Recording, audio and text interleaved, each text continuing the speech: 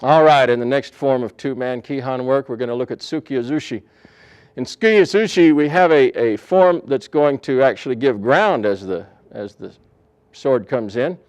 As the uchidachi penetrates, we're going to be coming in with a thrust.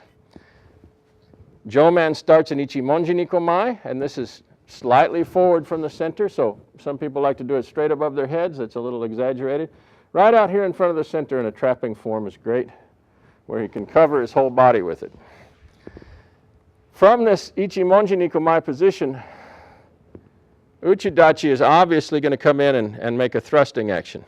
We have elongated drawing down to the hip and then launching out straight into sugets, right into the solar plexus.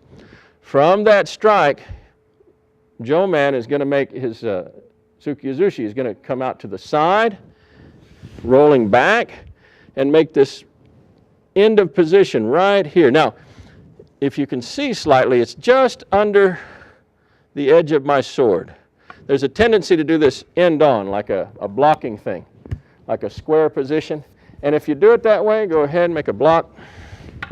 There's really, it kind of kills the energy of the thrust, but it doesn't give you much control. And the sword could get kind of interested about trying to still make penetration or coming at you.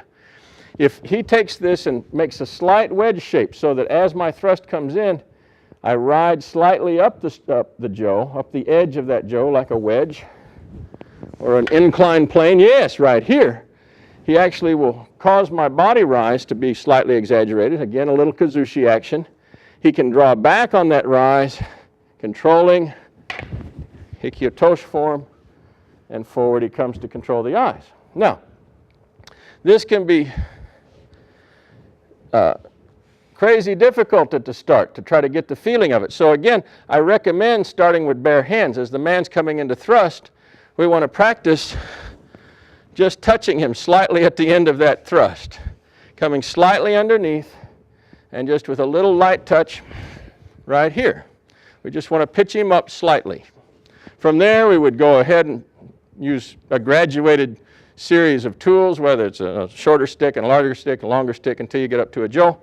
And we would work on the basic alignment and form here to get the function. But we're looking for the same effect right there. We're looking for that little moment that pitches him slightly up higher than he planned to come.